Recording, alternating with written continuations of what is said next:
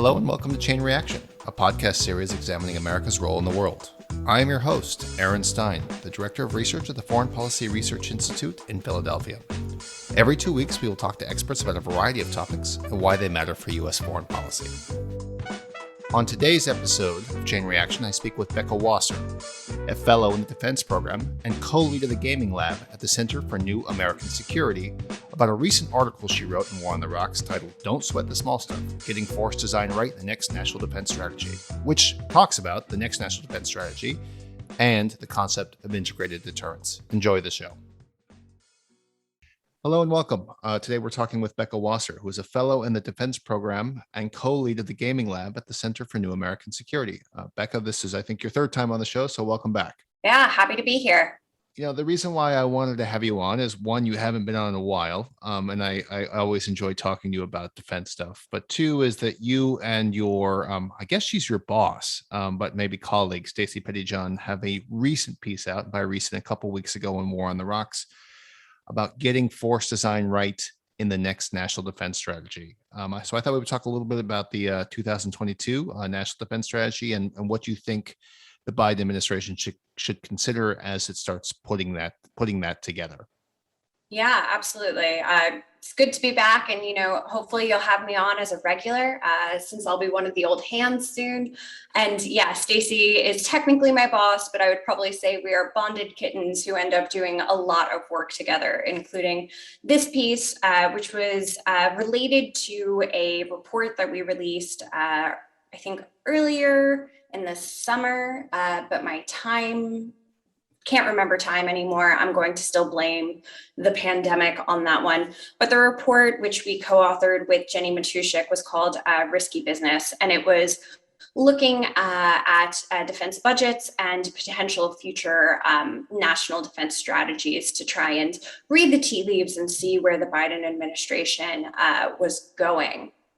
And so based on that, based on our work where we kind of looked at the latest defense budget to sort of see what programs, what posture, really where was the Biden administration putting their money where their mouth was? And looking at all of that, we were able to sort of get a sense of where we believe the Biden administration is going for the next national defense strategy.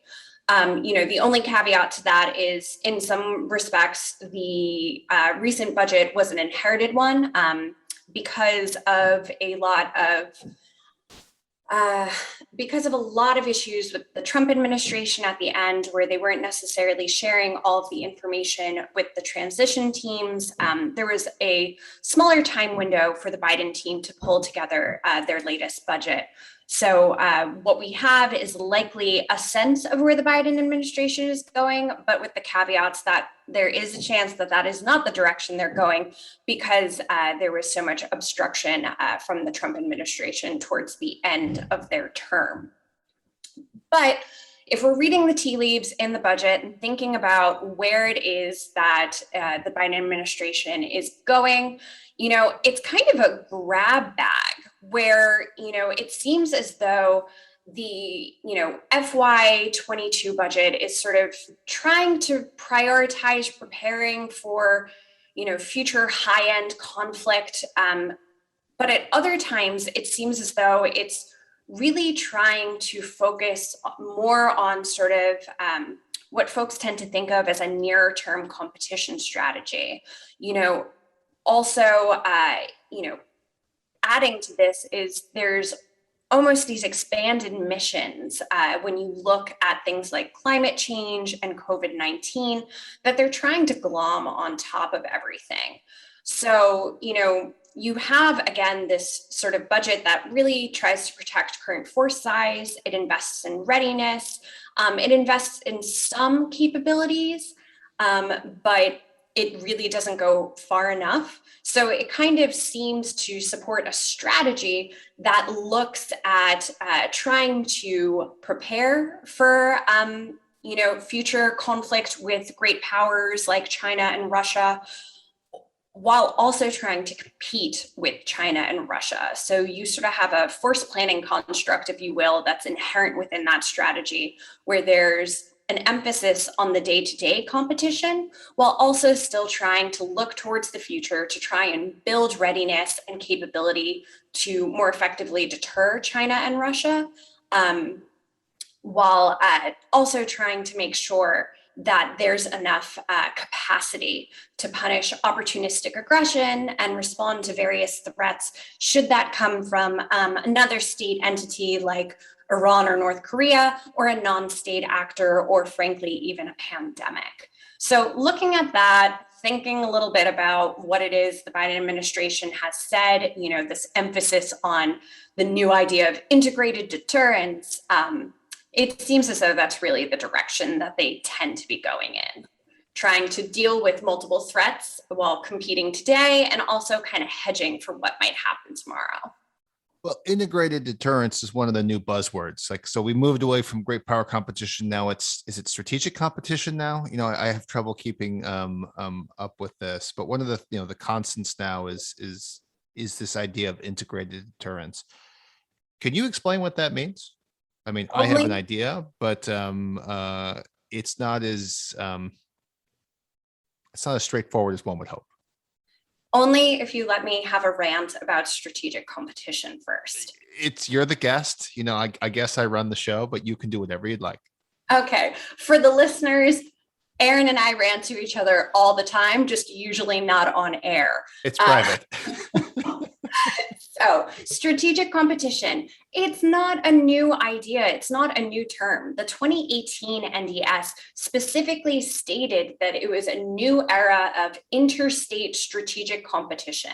So strategic competition has been around. In fact, strategic competition was usually sort of the magic buzzword, if you would, for any request for forces that you would find from, a combatant commander trying to say that they needed more resources. So we saw this a ton in CENTCOM, where CENTCOM would say, in order to strategically compete and to counter, Russian influence in the Middle East, we need X, Y, and Z. And it sort of became the rationale for a variety of different resource grabs. So the phrase is not new. What the Biden administration is trying to do is say that it's a little bit of a different interpretation than how the Trump administration had sort of used it, in which it was a lot more focused on the great power competition. But instead, the Biden administration is trying to say that strategic competition allows them to prioritize which threats they are responding to and which actors they are trying to manage, and allows them to focus on that threat a little bit better. So in some respects, they're trying to say China and Russia are not the great powers that perhaps people think they are, but also still trying to keep the door open to being able to strategically compete against what I would probably categorize as lesser threats, like Iran and North Korea. So that is my rant about strategic competition. So you have the Biden administration sort of reframing what strategic competition is and isn't. And then you have this idea of integrated deterrence, which, when you listen to folks at the Department of Defense talk about integrated deterrence, you've had some comments by Deputy Secretary Kath Hicks. You've also had some comments from the under Colin Kahl talking about what they believe it means. And it really, in their sort of definition, it sounds kind of pie in the sky and emphasizing, all elements of national power. And so my interpretation is that integrated deterrence shouldn't be a DoD concept. It should be an interagency concept, because integrated deterrence, if it is really relying on all of these different levers of power to include, across the dime spectrum, so diplomatic, informational, military, and economic, if they're relying on all of those different levers of power, then there's a role to be played by other departments and other agencies, and that the DoD should really focus on the M and really focus on what it is that they can do to militarily deter. And so for me, that is focusing on sort of high-end deterrence, what it is that you can do to build up capabilities and build up deterrence, to enhance deterrence, if you will, against your most advanced threats, which at this point in time, that happens to be the department's pacing challenge, China. So I think that's what they mean by integrated deterrence. I think it's a bit of a flawed concept because it hasn't been well elucidated, but that there could be some merit in it if it becomes an interagency concept and it becomes incredibly clear that what the DoD needs to do is that it needs to focus on the missions that only DoD and the US military can accomplish, as opposed to DoD essentially trying to run around and pretend to be a bunch of foreign service officers, or frankly, even, private investment bankers, which is unfortunately what we've seen when people have tried to interpret what strategic competition means. Yeah, and I do think that one of the things to tease out about integrated deterrence is that it does try and assign, I think, some responsibilities to U.S. allies, in more augmented ways than perhaps in the past. But again, I'm not quite sure about that because the concept is still a little bit muddled. Yeah, I think that there's some work that needs to be done on the concept, both for what it means within the broader USG context. And then once that's sorted, then it can sort of be applied to allies and partners. What I think integrated deterrence is really trying to say, it's sort of in line with this part that we saw in the interim national security strategy strategic guidance, which was the idea of right-sizing the US military, putting the US military in support of other levers of power. And part of the way in which the DoD can actually do this is to, one, focus on the things that only the US military can do, and two, think about ways in which they can better work with allies and partners, again, across their own sort of whole of government approaches, but also ways in which perhaps allies and partners can be in the lead in order to reduce some of the burdens on the US military around the globe. Yes.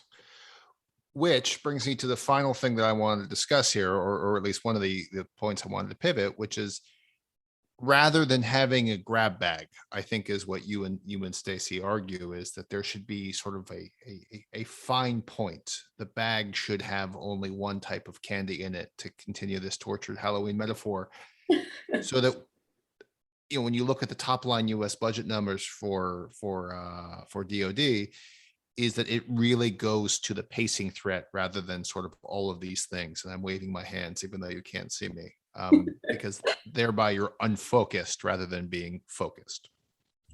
Yeah. And so, there's a lot of risk within that, right? It means that you need to prioritize China.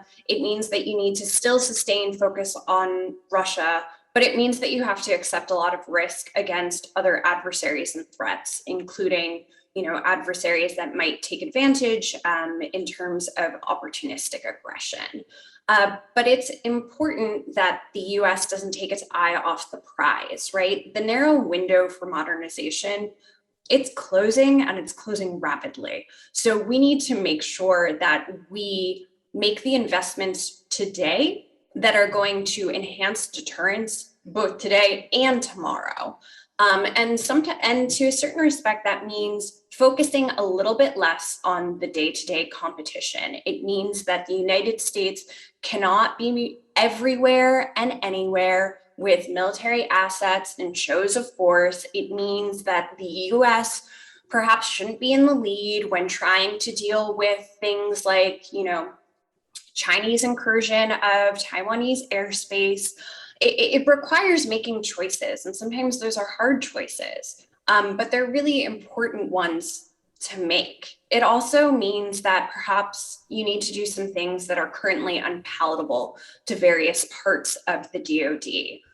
One of the things that we've advocated for is that, thinking a little bit smarter about ways in which some of the services can almost split up the globe, if you can. Thinking about various divisions of labor. So you could have, the Army, instead of focusing on trying to identify a role for themselves in the Indo-Pacific that is not logistics and frankly hoteling for the Air Force, instead of them trying to find a combat role, acknowledge their contributions in the Indo-Pacific, but also have them prioritize Europe, because that's where heavy ground forces are absolutely essential to deterrence and where the Army plays a role that frankly any other service can't. And that, in some respects frees up some ability for the Air Force and the Navy to really focus on the Indo-Pacific. So thinking about ways in which you can better split up the globe to reduce the size of the overall force, the ways in which you can put allies and partners forward to be essentially the front line for daily competition, and thinking about the capability investments that we are going to need in order to continue to deter China. That's deeply important, but we need to start making those choices today in order for them to work. So if the next national defense strategy doesn't prioritize, doesn't make hard choices, and instead just is this grab bag of candy, we're going to end up, both losing today's competition, but also tomorrow's potential conflicts. And that's no good. Yeah, and I guess that leaves a question, so like to summarize, it's like basically what you're saying is that the Army should take the lead in Europe while the Air Force and the Navy take the lead in the Indo-Pacific. And there's all sorts of pushback that I know you've gotten on this, but I think it's smart. Would this finally be the pivot, right, where we actually prioritize the Indo-Pacific as the top level for as the top priority for U.S. defense challenges? And where does that leave other places that have taken up so much time in U.S. defense thinking? And here I'm thinking about the Middle East, which have dominated basically American defense planning and deployments since 9/12/2001 till I guess the 9/11/2021 with the finalization of the withdrawal from Afghanistan. So, focusing on the Indo-Pacific doesn't mean completely leaving the Middle East, right? That's something that you and I have said countless times, and people, tend sometimes to be a little bit scaremongery about. The pivot, I actually don't think everyone talks about the pivot. And if you are physically pivoting, you usually do so pretty quickly, right? Former dancer over here used to do a lot of dance when I was much younger, used to pivot all the time and it would be fast. But I think what we've seen from successive administrations has been a very, very slow, incremental turn, if you would, towards the Indo-Pacific. So all of this has sort of been leading to this culmination point, which I think unfortunately is going to still continue to be a slow turn instead of a quick pivot. But I think now is really the chance to get serious about that. You can still, you still have forces in the Middle East under this plan. You still have crisis response forces, largely the Marines. You still have basing architecture that you do actually need in the Middle East, but your focus is on the Indo-Pacific and the China threat. And so in this respect, you are truly acknowledging that you are accepting some risk when it comes down to violent non-state actors, when it comes down to Iran. But that's a chance that you need to potentially make if you actually want to realize this turn towards the Indo-Pacific and dealing with the most advanced threat to US security. So again, it comes down to picking and choosing and prioritizing and making the right call. It doesn't mean an abandonment of the Middle East. It just means thinking about what we're doing there smarter. It means perhaps we don't always need to have a carrier presence in the Middle East because it is quite uncertain whether that actually deters Iranian proxies from doing anything. It most certainly doesn't deter the Islamic State or the remnants of it. But thinking about the activities that we can undertake to bolster some of our Middle Eastern partners to deal with the threats that they face on a day-to-day basis, so that the reliance on the US coming to save the day is a little bit less. Is that integrated deterrence then? In some respects, thinking about ways where a smaller US presence can at least enable or bolster allies or partners in some of these places so that the bulk of high-end assets can be sent elsewhere, but in the event of a crisis, obviously could be reallocated for short durations. That's one aspect. That's how I think about it. But perhaps I'm taking the podcast off the rails. No, I think you're right. I think that's one pillar of it, but I think that that's always been a long-standing goal. And I think that I think that that's harder to do in practice and much easier to say. I think that using this idea of allies and partners in the lead in a place like the Indo-Pacific, where there's perhaps maybe a little bit more of a shared understanding of the threat and perhaps more advanced cooperation about the threat that's posed. It's a little bit more doable. I think in the Middle East, there has been traditionally a reticence to building up some of the capabilities that a lot of the states, particularly in the Gulf, genuinely need to better manage and counter the threat posed by Iran. So it's, again, thinking a little bit more narrowly about counterterrorism, thinking a little bit about, not super glamorous missions like missile defense, instead of focusing on, more offensive capabilities like fancy F-35s and Predator drones. And that's just unfortunately not what all of the US partners in the Middle East have truly wanted to focus on.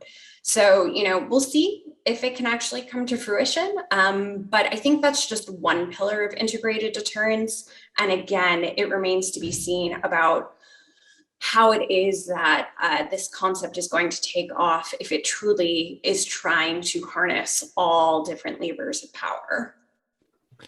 So final question, then we'll wrap up here is, I'm looking at the penultimate paragraph in your and Stacy's piece, where you make the case that the potential challenges, the long-term challenges from strategic competition, and then the very possibility of a high-intensity conflict, that the challenges aren't a resource problem. The problem is the Department of Defense inability to make hard choices. So if you had to summarize it and say, these are the choices you think we have to make, what should the listeners take away?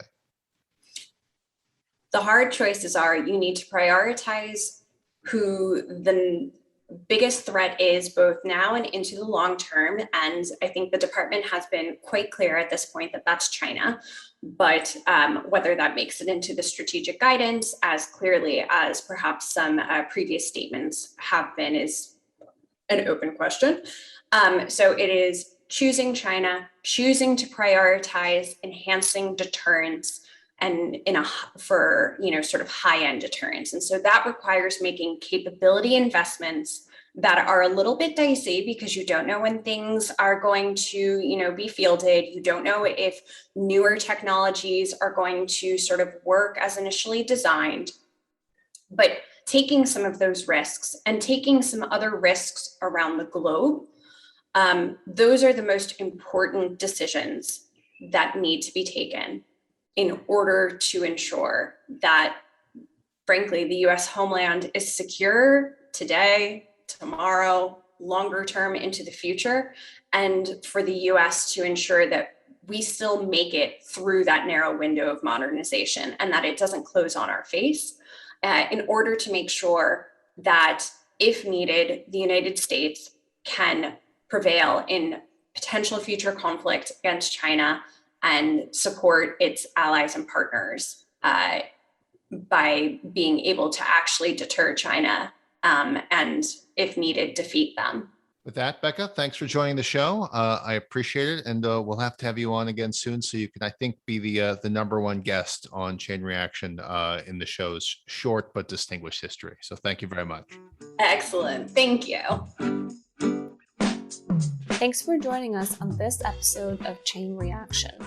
Be sure to subscribe to Chain Reaction on iTunes and Spotify, and don't forget to follow us on Twitter at the handle @FPRI.